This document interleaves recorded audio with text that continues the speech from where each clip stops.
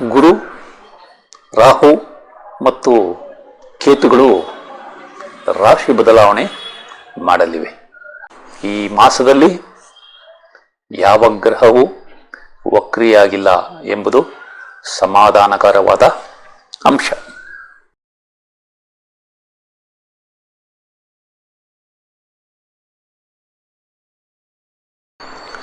ಆತ್ಮೀಯರೇ, ತಮಗೆಲ್ಲ astro secret by Shiva ಚಾನಲ್ಗೆ ಆತ್ಮೀಯ ಸ್ವಾಗತ. ತಾವೆಲ್ಲ ಪ್ರೀತಿ ಮತ್ತು ವಿಶ್ವಾಸದಿಂದ ಈ ಚಾನಲನ್ನು ವೀಕ್ಷಣೆ ಮಾಡುತ್ತಿದ್ದೀರಿ.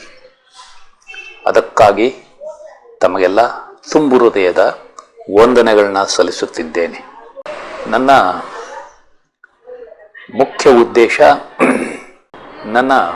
ಮುಖ್ಯ ಉದ್ದೇಶ ಗ್ರಹಗಳ ಸಂಚಾರ ಪ್ರತಿಯೊಂದು ನಕ್ಷತ್ರಗಳಲ್ಲಿ ಆದಾಗ ಯಾವ ರೀತಿಯ ಪರಿಣಾಮಗಳು ಪ್ರತಿಯೊಬ್ಬ ವ್ಯಕ್ತಿಯ ಜೀವನದಲ್ಲಿ ನಡೆಯುತ್ತದೆ ಎಂಬುದನ್ನು ತಮಗೆ ತಿಳಿಯಪಡಿಸುವುದು.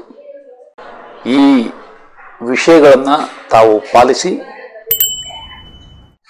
ನಾನು ತಿಳಿಸುವ ದಿನಾಂಕಗಳಂದು ಯಾವ ರೀತಿ ಬದಲಾವಣೆ ಆಗುತ್ತದೆ ಎಂಬುದನ್ನು ತಿಳಿದುಕೊಂಡು ಜೀವನದಲ್ಲಿ ಯಶಸ್ವಿಯಾಗಲಿ ಎಂಬುದು ನನ್ನ ಆರೈಕೆ.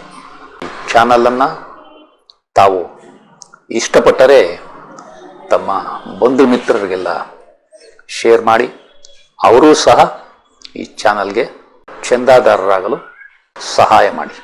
ಈಗ ಕಳೆದ ಮಾಸದಲ್ಲಿ ನಾನು ತಿಳಿಸಿರುವ ದಿನಾಂಕದಂದು ಯಾವ ರೀತಿ ಬದಲಾವಣೆ ಆಗಿದೆ ಎಂಬುದನ್ನು ಸಂಕ್ಷಿಪ್ತವಾಗಿ ತಿಳಿದುಕೊಳ್ಳೋಣ. ಮಾರ್ಚ್ 28, 29 ಈ ದಿನಾಂಕ ಬಹಳ ಘೋರವಾದ ದಿನಾಂಕ ಎಂದು ನಾವು ಹೇಳಬಹುದು. ಕಾರಣ, ಥಾಯ್ಲ್ಯಾಂಡ್, ಮಯನ್ಮಾರ್, ಇಂಡೋನೇಷ್ಯಾಗಳಲ್ಲಿ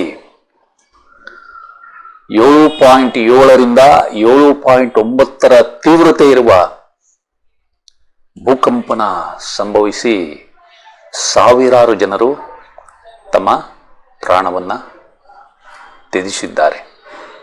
ಅಂದು ಅಮಾವಾಸ್ಯೆ ಮತ್ತು ಸೂರ್ಯಗ್ರಹಣ ಇತ್ತು ಎಂಬುದು ತಾವು ಅರ್ಥ ಮಾಡಿಕೊಳ್ಳಿ. ಅದೇ ರೀತಿ ಏಪ್ರಿಲ್ 2ನೇ ತಾರೀಕು ಡೊನಾಲ್ಡ್ ಟ್ರಂಪ್, ಅಮೆರಿಕದ ಅಧ್ಯಕ್ಷರು, ಟ್ಯಾಕ್ಸ್ ಬಗ್ಗೆ ಘೋಷಣೆಯನ್ನ ಮಾಡಿದ್ದಾರೆ. ಆ ಘೋಷಣೆಯಿಂದ ಪ್ರತಿಯೊಂದು ದೇಶದಲ್ಲಿಯೂ ಕೋಲಾಹಲ ಎದ್ದಿದೆ. ವ್ಯವಹಾರಗಳು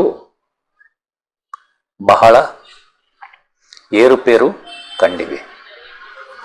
ಇದನ್ನು ತಾವು ಅರ್ಥ ಮಾಡಿಕೊಳ್ಳಿ. ಕ್ರಿಕೆಟ್ ವಿಷಯಕ್ಕೆ ಬಂದರೆ, ಏಪ್ರಿಲ್ 10ರಂದು KL ರಾಹುಲ್ ರವರು 53 ಬಾಲ್ಗಳಲ್ಲಿ 93 ರನ್ನನ್ನು ಬೆಂಗಳೂರಿನ ಚಿನ್ನಸ್ವಾಮಿ ಕ್ರೀಡಾಂಗಣದಲ್ಲಿ ಹೊಡೆದು ಅದ್ಭುತ ಬ್ಯಾಟಿಂಗ್ ಪ್ರದರ್ಶನ ಮಾಡಿದ್ದಾರೆ. KL ರಾಹುಲ್ ಬಗ್ಗೆ ಕಳೆದ ಹಲವಾರು ವಿಡಿಯೋಗಳಲ್ಲಿ ನಾನು ವಿವರಣೆ ನೀಡಿದ್ದೇನೆ. ಅದೇ ರೀತಿ ಏಪ್ರಿಲ್ 12ರಂದು ಅಭಿಷೇಕ್ ಶರ್ಮಾ 55 ಬಾಲ್ಗಳಲ್ಲಿ 141 ರನ್ ಬಾರಿಸಿ ಅದ್ಭುತ ಆಟ ಆಡಿದ್ದಾರೆ. ಇವರ ಬಗ್ಗೆಯೂ ಸಹ ಕಳೆದ ವಿಡಿಯೋಗಳಲ್ಲಿ ನಾನು ಉಲ್ಲೇಖ ಮಾಡಿದ್ದೆ. ಇನ್ನು ಸ್ಟಾಕ್ ಮಾರ್ಕೆಟ್ಗೆ ಬಂದರೆ, ಮಾರ್ಚ್ 25ರಂದು 23,869 ಹೈ ನಲ್ಲಿ ಇದ್ದ ನಿಫ್ಟಿ ಏಪ್ರಿಲ್ 7ರಂದು 21,743ಕ್ಕೆ ಕುಸಿದಿತ್ತು. ಅಂದರೆ ಮಾರ್ಚ್ 25ರ ನಂತರ ಹಾಗೂ ಏಪ್ರಿಲ್ 7ರ ದಿನಾಂಕಗಳ ಮಧ್ಯೆ 1507 ಅಂಕಗಳ ಕುಸಿತ ಕಂಡಿತ್ತು. ಅದೇ ರೀತಿ ಏಪ್ರಿಲ್ 8ರಂದು ಗ್ಯಾಪ್ ಅಪ್ ಓಪನಿಂಗ್ ಆಗಿ 285 ಪಾಯಿಂಟ್ಗಳ ಮುನ್ನಡೆ ಸಾಧಿಸಿತ್ತು. ದಿನಾಂಕ 17 ಏಪ್ರಿಲ್ ರಂದು 23,851ಕ್ಕೆ ಮುಕ್ತಾಯಗೊಂಡಿದೆ. ಅಂದರೆ ಹೆಚ್ಚು ಕಡಿಮೆ ಮಾರ್ಚ್ 25ರ ಹೈ 23,869ಕ್ಕೆ ಹತ್ತಿರವಾಗಿ ಮುಕ್ತಾಯಗೊಂಡಿದೆ. ಇದನ್ನ ವಿ ಶೇಪ್ಡ್ ರಿಕವರಿ ಎನ್ನುತ್ತಾರೆ. ಇದು ಒಂದು ಒಳ್ಳೆಯ ಬೆಳವಣಿಗೆ. ಈಗ ನಾವು 2025ರ ಮೇ ಮಾಸದ ಭವಿಷ್ಯವನ್ನ ತಿಳಿದುಕೊಳ್ಳೋಣ.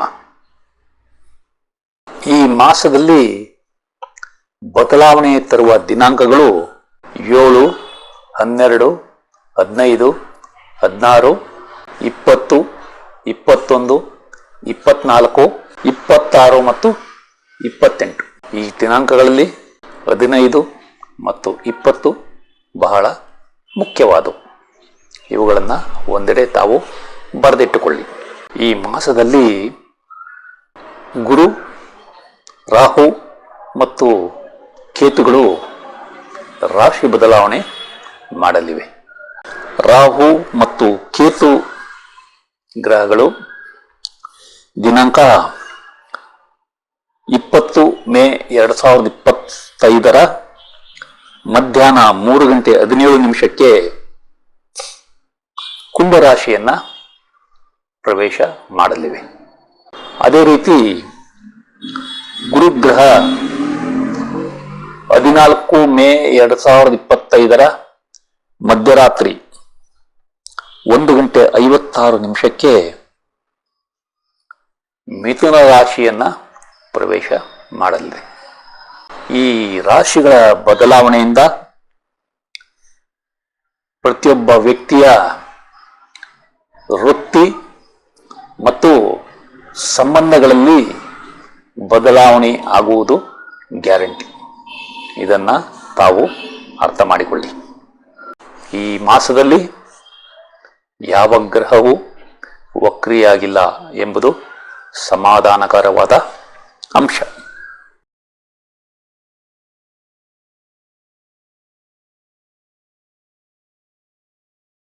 ನಿಮಗೆ ಈ ಅವಧಿಯಲ್ಲಿ ಜವಾಬ್ದಾರಿಗಳು ಹೆಚ್ಚಾಗಿ ಕಂಡುಬಂದರೂ ಯಶಸ್ಸು ಅದೇ ರೀತಿ ಸಿಗಲಿದೆ.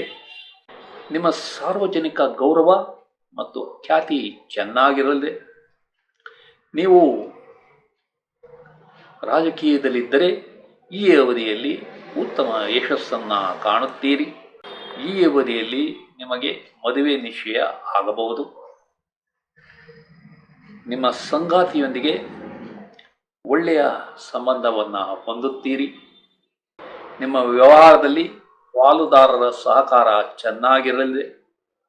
ನಿಮಗೆ ವಿದೇಶದಲ್ಲಿ ಉತ್ತಮ ಸಂಬಂಧ ಮತ್ತು ಯಶಸ್ಸು ಸಿಗಲಿದೆ. ನಿಮ್ಮ ತಂದೆಯ ಸ್ನೇಹಿತರೊಂದಿಗೆ ತಾವು ಪಾಲುದಾರಿಕೆ ವ್ಯವಹಾರವನ್ನು ಈ ಅವಧಿಯಲ್ಲಿ ಮಾಡಬಹುದು. ನೀವು ಕಾಂಟ್ರಾಕ್ಟ್ ವ್ಯವಹಾರ ಮಾಡುತ್ತಿದ್ದರೆ ಅದರಲ್ಲಿ ಯಶಸ್ಸನ್ನು ಕಾಣುತ್ತೀರಿ. ನಿಮ್ಮ ಪ್ರಯಾಣಗಳು ಸುಖಕರವಾಗಿರುತ್ತವೆ. ನೀವು PhD ಪದವಿಗಾಗಿ ಯತ್ನಿಸುತ್ತಿದ್ದರೆ ಅದು ಈ ಅವಧಿಯಲ್ಲಿ ಯಶಸ್ಸನ್ನು ಕಾಣುತ್ತದೆ. ನೀವು ಕುಟುಂಬದಿಂದ ದೂರ ಅಂದರೆ ಸ್ಥಳ ಬದಲಾವಣೆ ಮಾಡಬೇಕಾಗಬಹುದು. ನಿಮಗೆ ದತ್ತಿ ಸಂಸ್ಥೆಗಳ ಸಹಾಯ ಕೂಡ ಸಿಗಲಿದೆ. ಈ ಅವಧಿಯಲ್ಲಿ ನಿಮ್ಮ ಸಿಟ್ಟು ಕಡಿಮೆ ಇರುತ್ತದೆ. ನಿಮ್ಮ ವೃತ್ತಿಯಲ್ಲಿ ಬಡ್ತಿ ಅಥವಾ ನೇಮಕಾತಿ ಸಾಧ್ಯತೆ ಇದೆ. ನೀವು ಈ ಅವಧಿಯಲ್ಲಿ ವರ್ಗಾವಣೆಗಾಗಿ ಯತ್ನಿಸಿದರೆ ಅದರಲ್ಲಿ ಯಶಸ್ಸನ್ನು ಕಾಣುತ್ತೀರಿ. ನಿಮ್ಮ ಮಕ್ಕಳಿಗೆ ಅನಾರೋಗ್ಯ ಸಮಸ್ಯೆ ಕಂಡುಬರಬಹುದು. ಜಾಗ್ರತೆ ಇರಲಿ. ನಿಮಗೆ ಕೆಲಸದಲ್ಲಿ ಯಶಸ್ಸು ಕಷ್ಟವಾಗಲಿದೆ. ಈ ಅವಧಿಯಲ್ಲಿ ನಿಮಗೆ ಕಾರ್ಮಿಕರ ಸಹಕಾರ ಸರಿಯಾಗಿ ಸಿಗುವುದಿಲ್ಲ. ನೀವು ಈ ಅವಧಿಯಲ್ಲಿ ಸಾಲವನ್ನು ಕೊಡಬೇಡಿ, ಏಕೆಂದರೆ ಕೊಟ್ಟ ಸಾಲ ವಾಪಸ್ ಸಿಗುವುದು ನಿಧಾನವಾಗಲಿದೆ. ನಿಮ್ಮ ದ್ವೇಷ ಮತ್ತು ಅಸೂಯೆಗಳು ಈ ಅವಧಿಯಲ್ಲಿ ಜಾಸ್ತಿಯಾಗಲಿವೆ. ನಿಮಗೆ ವ್ಯಾಪಾರದಲ್ಲಿ ಅಥವಾ ಕಚೇರಿಯಲ್ಲಿ ಬಾಕಿ ಬರಬೇಕಾದ ಹಣ ನಿಮ್ಮ ಕೈ ಸೇರುವುದು ನಿಧಾನವಾಗಲಿದೆ. ನಿಮ್ಮ ಪಾಲುದಾರರು ವ್ಯವಹಾರದಲ್ಲಿ ನಿಧಾನವಾಗಿ ಹೂಡಿಕೆ ಮಾಡಿದರೂ ಅವರಿಗೆ ಒಳ್ಳೆಯ ಲಾಭ ಸಿಗಲಿದೆ. ನೀವು ಸಾಲಕ್ಕಾಗಿ ಯತ್ನಿಸಿದರೆ ಈ ಅವಧಿಯಲ್ಲಿ ಅದು ಸಾಧ್ಯವಿಲ್ಲ. ನಿಮ್ಮ ಕೆಲಸ ಮಾಡುವ ಹುಮ್ಮಸ್ಸು ಕಡಿಮೆ ಇರಲಿದೆ. ನಿಮ್ಮ ಬುದ್ಧಿಮತ್ತೆ ಮಂಕಾಗಿ ಓದುವ ಹಂಬಲ ಕೂಡ ಕಡಿಮೆ ಆಗಲಿದೆ. ನಿಮ್ಮ ಮನೆ ಬದಲಾವಣೆ ಪ್ರಯತ್ನ ಅಥವಾ ಮನೆ ಮಾರಾಟದ ಪ್ರಯತ್ನ ಈ ಅವಧಿಯಲ್ಲಿ ಸಾಧ್ಯವಿಲ್ಲ. ನೀವು ಆಸ್ತಿ ವಿಭಜನೆ ಮಾಡಬೇಕೆಂದಿದ್ದರೆ ಈ ಅವಧಿಯಲ್ಲಿ ಅದು ಸಾಧ್ಯವಿಲ್ಲ. ನಿಮ್ಮ ಅಕ್ಕಪಕ್ಕದ ಮನೆಯವರಿಂದ ತೊಂದರೆ ಮತ್ತು ಕಿರಿಕಿರಿಯನ್ನು ಅನುಭವಿಸುತ್ತೀರಿ.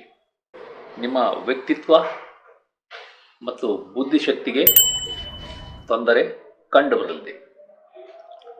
ನಿಮ್ಮ ಹಾಸ್ಟೆಲ್ನಲ್ಲಿರುವ ಮಕ್ಕಳು ಯಾವುದಾದರೊಂದು ಸಮಸ್ಯೆಗೆ ಸಿಲುಕುತ್ತಾರೆ.